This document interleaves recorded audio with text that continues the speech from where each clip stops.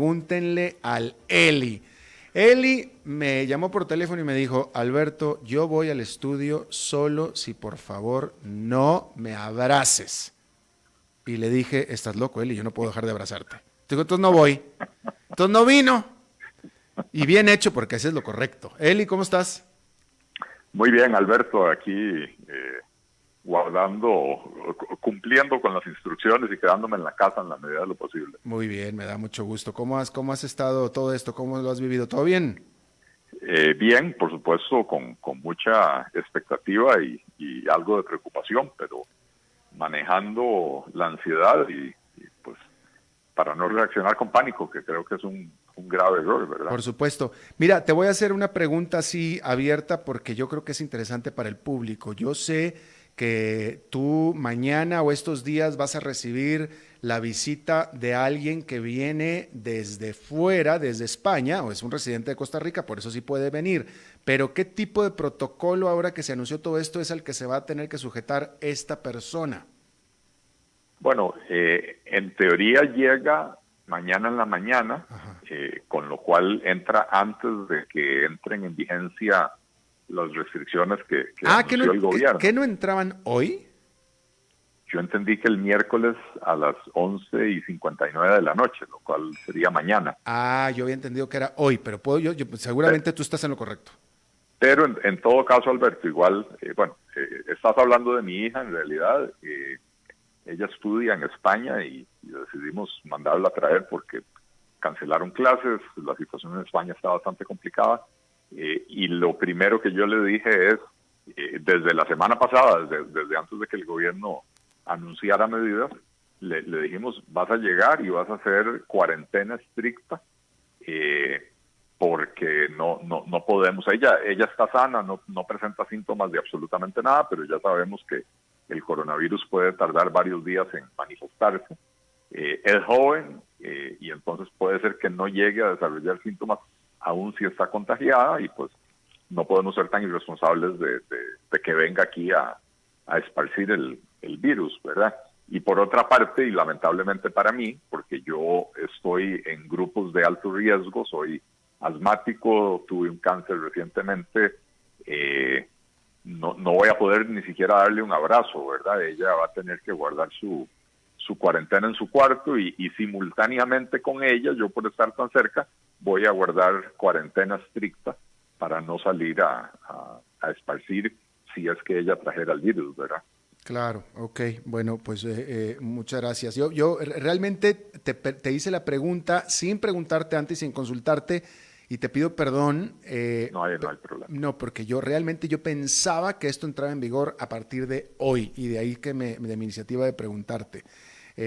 Y por cierto que aprovecho para comentar algo que estaban diciendo una autoridad sanitaria y que me hizo reflexionar muchísimo, que estas medidas que se están tomando a nivel internacional son especialmente importantes para los millennials. En realidad el llamado principal es para los millennials, que tu hija pues supongo que debe estar por ahí, porque a estos millennials es al principal grupo que le da, que si le pega el virus, le dan síntomas muy leves o no les da.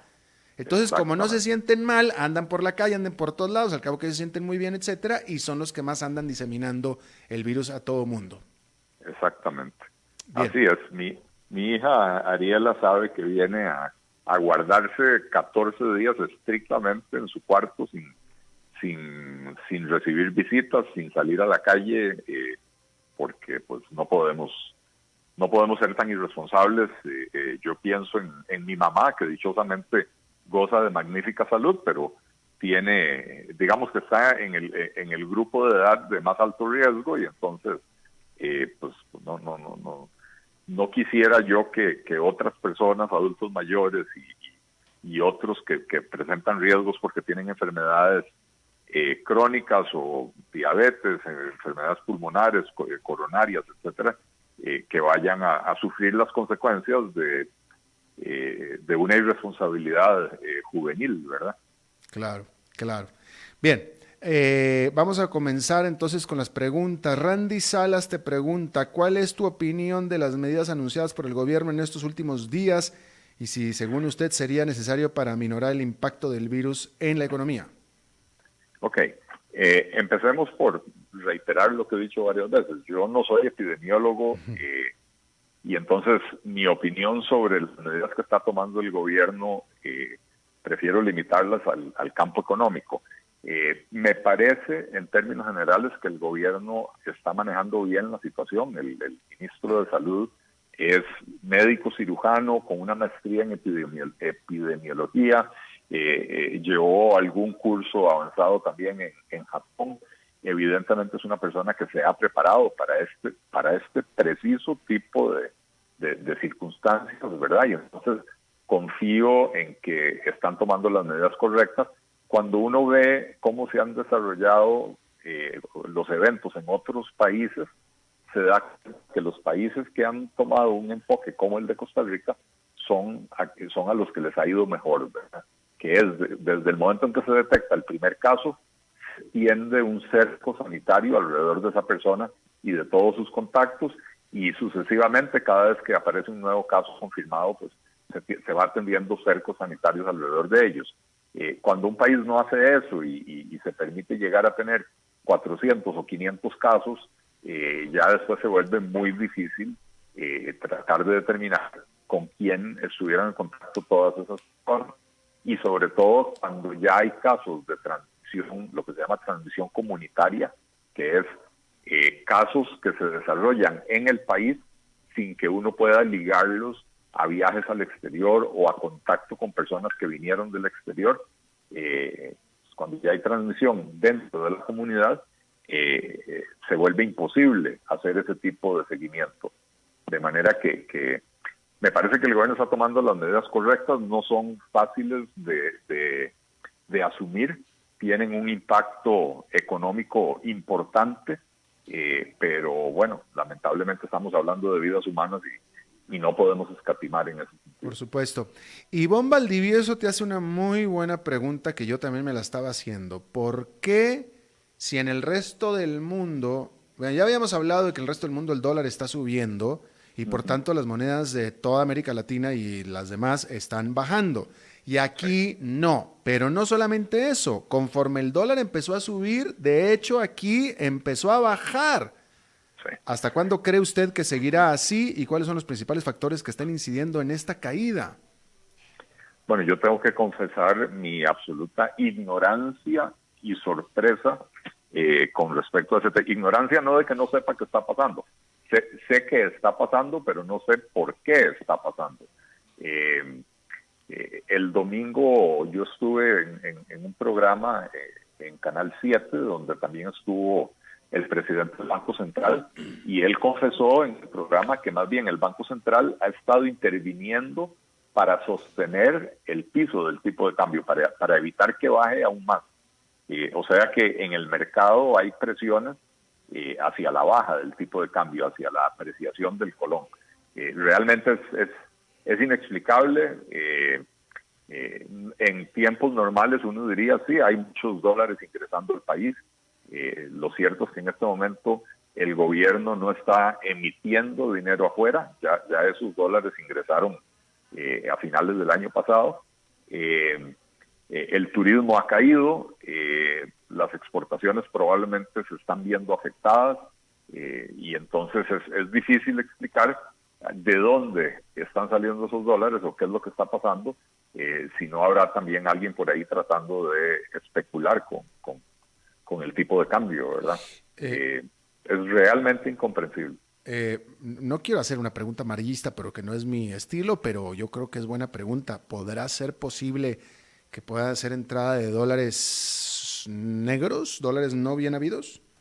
Bueno, yo creo que en Costa Rica es un hecho del día a día, no es una cuestión de ahora, de esta semana o del coronavirus.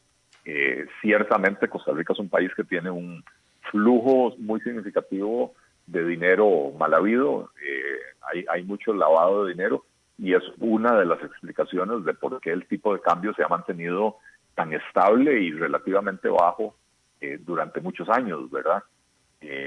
Pero pero no entendería por qué en este momento en particular tendría Claro, que entrar más dinero de ese del que normalmente entra, ¿verdad? por Y supuesto. si por otro lado los otros componentes de la oferta de dólares, las exportaciones, eh, los ingresos por el endeudamiento del gobierno, etcétera, están cayendo, pues entonces es muy difícil de comprender. Por supuesto.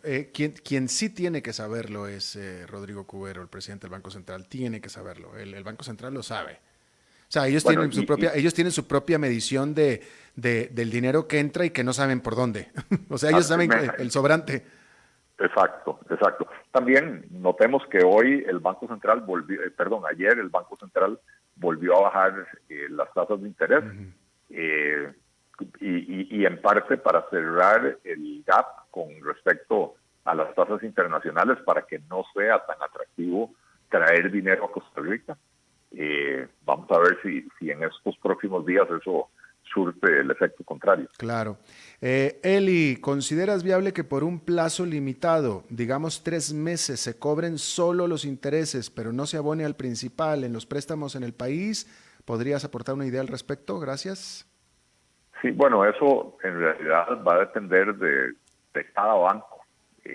No se puede establecer una política general porque de cada banco tiene sus clientes y esos clientes tienen contratos firmados con los bancos. Eh, Ciertamente tiene que haber digamos, un relajamiento de las regulaciones por parte de la SUGEF y del Consejo Nacional de Supervisión de las Entidades del Sistema Financiero para permitirle a los bancos poder renegociar con los clientes este tipo de cosas, ¿verdad? Yo creo que a ningún banco le interesa que haya un default masivo, ¿verdad? Y quedarse de pronto con un montón de propiedades, un montón de vehículos, porque los clientes no le puedan hacer frente a eso. Entonces, en la medida que se dé ese relajamiento regulatorio, los bancos van a poder sentarse a ofrecer condiciones favorables a sus clientes de manera temporal. Claro, un comentario que ya había hecho yo en días anteriores. El jueves pasado estuve charlando con un empresario de acá de San José y él me dijo que él se acercó al banco, no me dijo qué banco, él se acercó al banco para pues exponerle el problema que estaba enfrentando como cualquier otro empresario del país y que Sí, el banco fue muy flexible y le dijo, no te preocupes, te vamos a ofrecer solo intereses durante un año. así es. Mi experiencia como empresario es que los bancos, usualmente, si uno ha sido un buen cliente y tiene un buen récord crediticio, los bancos facilitan ese tipo de cosas. A mí me lo hicieron una vez. Tenía un crédito grande y un proyecto que se atrasó.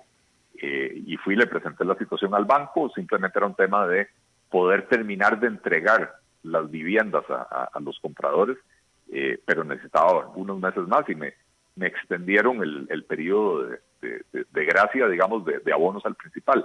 Lo que pasa es que en la regulación los bancos no pueden hacer esto todos los años a un mismo cliente. Hay limitaciones a la cantidad de veces que el banco puede readecuar la deuda de un cliente y entonces ese es el tipo de regulaciones que hay que relajar en estos momentos. Claro. Te pregunta Mauricio Arias, ¿cuál es tu proyección? Una pregunta difícil. ¿Cuál es tu proyección de caída del PIB para Costa Rica en el posible punto más alto en el posible punto más alto de la crisis? Bueno, sería irresponsable de mi parte hacer una proyección para empezar, porque pues yo no manejo un modelo econométrico, pero en este momento hay más incertidumbre que certeza con respecto a lo que va a llegar a pasar con esta crisis, y cualquier proyección que uno pueda hacer es un bateo, a lo sumo un bateo informado, pero yo no tengo manera de hacerlo. Claro. A ver, Sergio Tencio Aguilar te pregunta en cuanto a los dineros del ROP, que yo no sé qué sea el ROP, pero dice, me imagino que los operadores de pensiones ponen los dineros en estas bolsas o no. Está hablando de las bolsas que están cayendo. Sí, sí, el ROP es el régimen obligatorio de pensiones complementarias. Mm, Eh, los fondos de pensiones en Costa Rica invierten la enorme mayoría, pero la enorme mayoría de sus recursos en el mercado local y la enorme mayoría en títulos del gobierno de Costa Rica. Realmente es muy poco lo que invierten afuera, y usualmente por la naturaleza de lo que es un fondo de pensiones, invierten en títulos de renta fija más que en acciones, ¿verdad? Entonces es posible que uno perciba una caída o por lo menos una disminución en el crecimiento del ROP, pero no creo que sea tan marcado como la pérdida que han sufrido los mercados financieros en las últimas semanas. Claro. Vi que el gobierno, esto te pregunta José Valiente, vi que el gobierno está analizando tomar medidas para apoyar a la población y a las empresas. ¿Será que son solo intenciones o realmente meterá mano para no permitir que la mediana y pequeña empresa sean devastados por los efectos de esta pandemia? Bueno, el gobierno anunció una serie de medidas que pues, si se llegan a materializar, en alguna medida ayudarán, ¿verdad? Las dos de las principales son otorgar una moratoria de 3 meses, extendible a 4 meses, en el pago de impuestos, aparentemente tanto para las empresas como para las personas con actividad, las personas físicas con actividad lucrativa. Y está bien, esto va a facilitar el flujo de caja de las personas y de las empresas, pero también tenemos que tomar en cuenta que dentro de 3 meses, dentro de 4 meses, va a haber que pagar. No es una condonación, es una moratoria, es un periodo de gracia que se le otorgaría a las personas que pueden no pagarlo mientras tanto sin incurrir en multas. Pero cuando la economía se recupere, y difícilmente eso va a ser en 3 o 4 meses, cuando la economía se recupere, no se va a recuperar de la noche a la mañana, no vamos a ver a la economía creciendo a ritmos del 8 o 10%, probablemente la veremos creciendo a ritmos del 1,5 o 2%, porque ya de por sí la economía venía ralentizada, y entonces las empresas que se acojan y las personas que se acojan a esa moratoria, dentro de 3 o 4 meses se van a encontrar en la situación de tener que pagar los impuestos y las cargas de seguridad social que genera su operación en el día a día, además de las que dejaron de pagar en estos 3 o 4 meses, ¿verdad? Entonces, es un alivio temporal, pero que puede más bien simplemente posponer el problema. Yo creo que sería más útil, por ejemplo, decretar una disminución temporal de las tasas de los impuestos.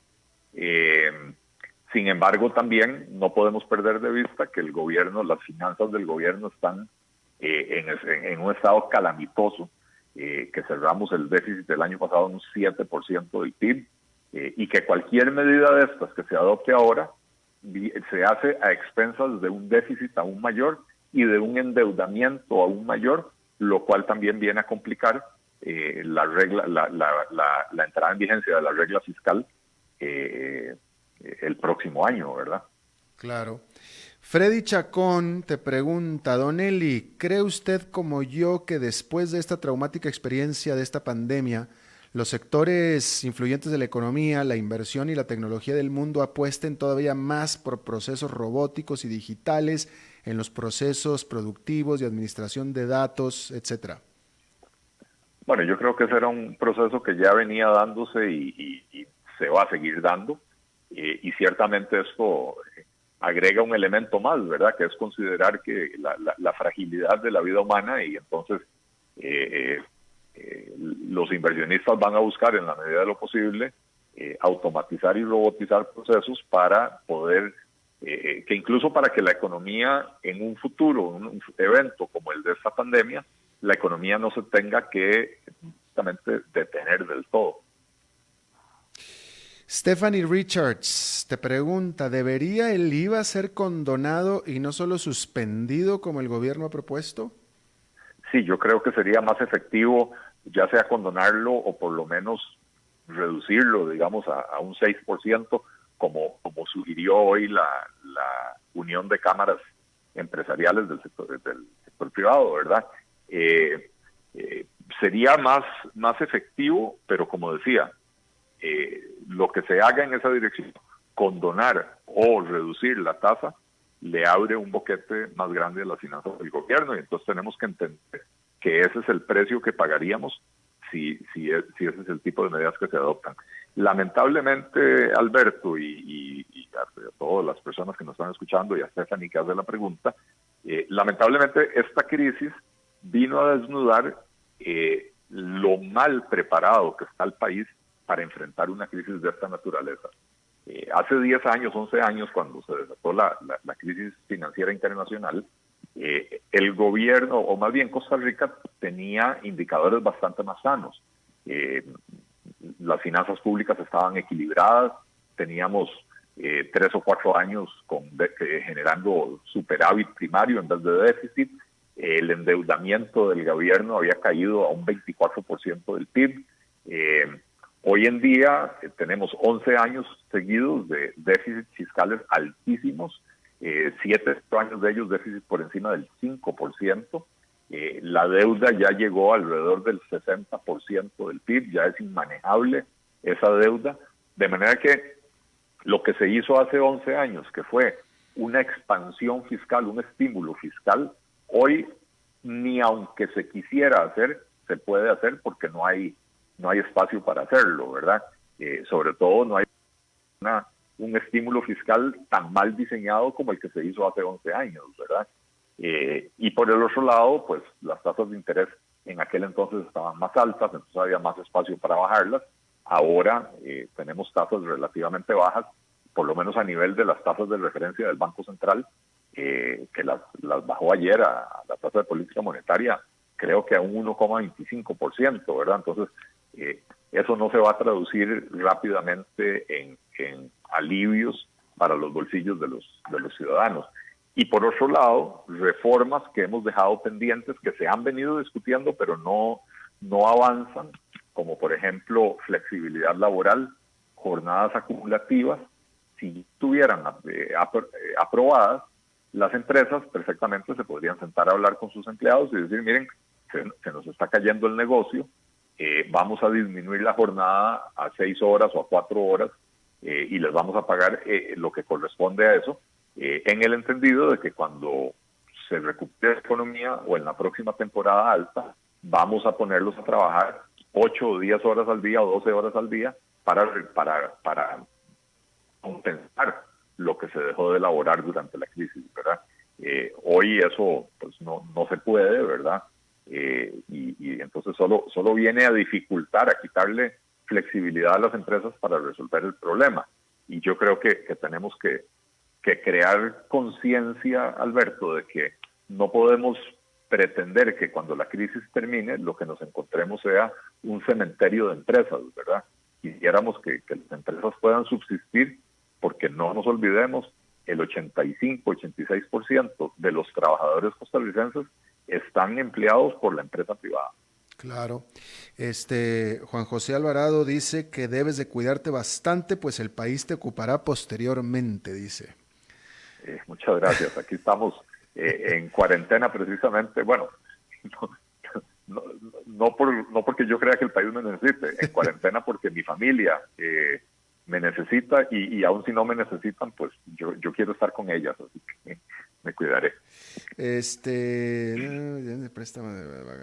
No, hay muchas, sobre el IVA hay muchísimas preguntas, todas sobre el IVA, así es que eso ya lo contestaste, muchísimas gracias. A ver, Carlos Aguilar te pregunta sobre las pymes y yo también, hoy justamente, Eli, estuve hablando con una muy buena amiga empresaria, pequeña empresaria, y me estaba hablando de el miedo que ella tiene con respecto a lo que se viene, porque ella dice, oye, el 2019 fue un año malo para nosotros, ahora ya no sé qué vamos a hacer. Alguien te pregunta sobre si las medidas que tomó el gobierno son las correctas de estímulo económico. Carlos Aguilar te pregunta sobre política de salvamento a pymes y mini pymes. Sí. En cuanto a las medidas son las correctas, bueno, como mencioné, estas moratorias de impuestos y de cuotas de seguridad social son un alivio temporal, pero tienen un precio al final del camino, y entonces el gobierno tendrá, o Costa Rica tendrá que pensar en esos 3 o 4 meses, qué vamos a hacer dentro de 4 meses cuando estas empresas, las que sobrevivan, no puedan entonces sobrevivir porque van a tener que hacerle frente a esas deudas. Hay otras medidas que sí son significativas, que son importantes, que la Caja anunció que iba a permitir que se reporten los trabajadores por las horas efectivamente laboradas y no como se ha venido haciendo, que nos obligan a reportarnos por jornada completa o por lo menos por salario mínimo, aunque la persona no haya trabajado la jornada completa. Eso,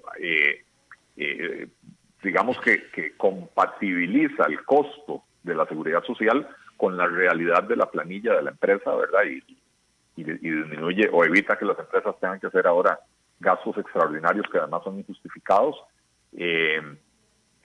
A mí me gustaría ver un esfuerzo por parte de la Caja también recortando cuotas de seguridad social, por lo menos de manera temporal, ¿verdad? Entonces, el gobierno ha propuesto algunas medidas buenas, otras mejores, otras que francamente son un saludo a la bandera, como por ejemplo que el INSS va a ofrecer seguros de viajero con cobertura del COVID. ¿Para qué sirve un seguro de viajero cuando le están pidiendo a la gente que se queden en la casa, que no viajen, ¿verdad? Pero bueno, el gobierno ha anunciado algunas medidas que valen la pena, otras que son como medida de emergencia razonables, pero ¿cómo se llama? Pero que requieren mejora significativa. Y yo espero que en la Asamblea Legislativa complementen lo que el Poder Ejecutivo está proponiendo con algunas otras medidas. Lo que don Carlos, que por cierto le envío un fuerte abrazo virtual a don Carlos Aguilar, el tema de ayuda a las pymes, bueno, él tiene ahí una sugerencia, ¿verdad? El préstamo de descarbonización, redireccionarlo hacia las pymes. Esa sería una magnífica idea, ¿verdad?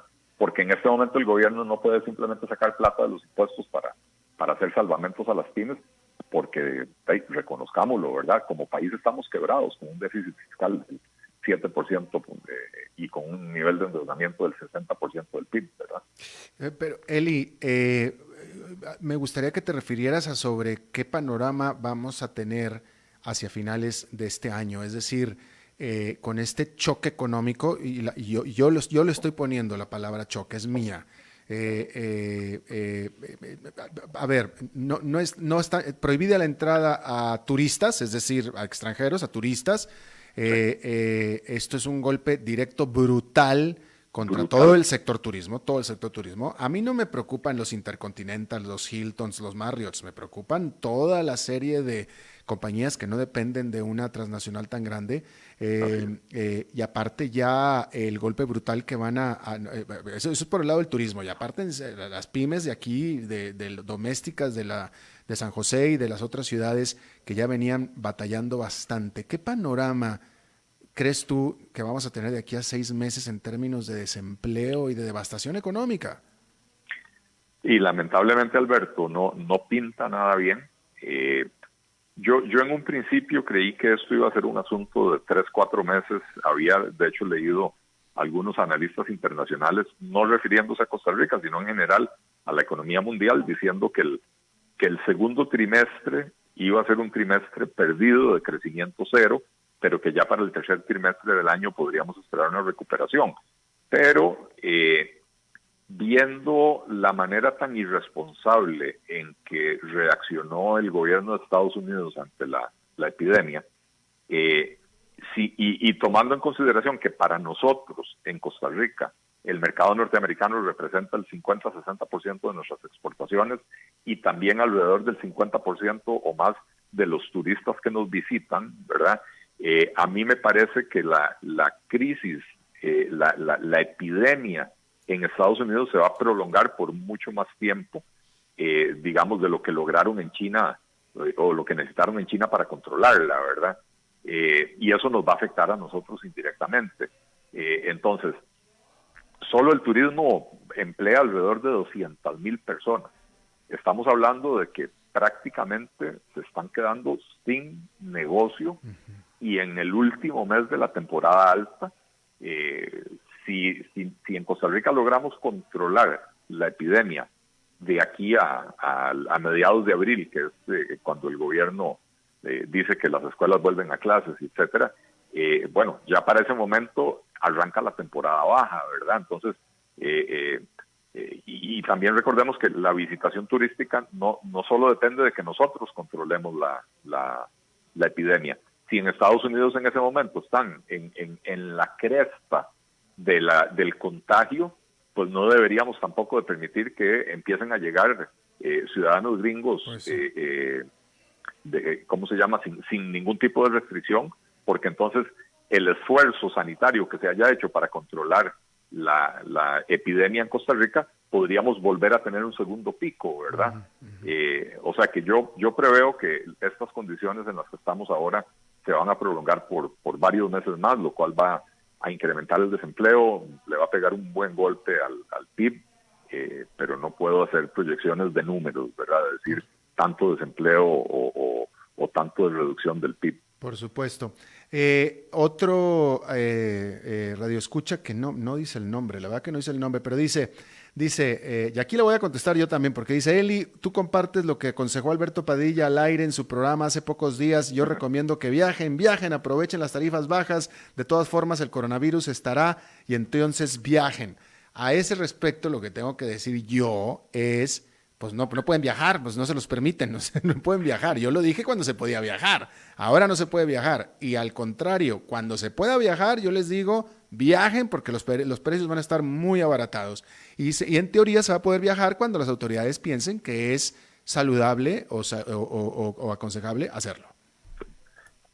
A estas alturas, Alberto, ya uno no sabe, o sea, definitivamente no comparto el consejo de que viajen. En este momento lo que tenemos que hacer es quedarnos en casa y ¿cómo se llama? Ser responsables, ¿verdad? Ser responsables con nosotros mismos, pero ser responsables con las personas que nos rodean, a quienes podríamos terminar contagiando, ¿verdad? Ciertamente en este momento los boletos están muy baratos. Yo creo que eso no va a continuar así por mucho tiempo, porque con las reducciones de vuelos que comentaste en el primer segmento del programa, bueno, cayó la demanda, está cayendo la oferta y eso podría volver a equilibrar los precios hacia arriba.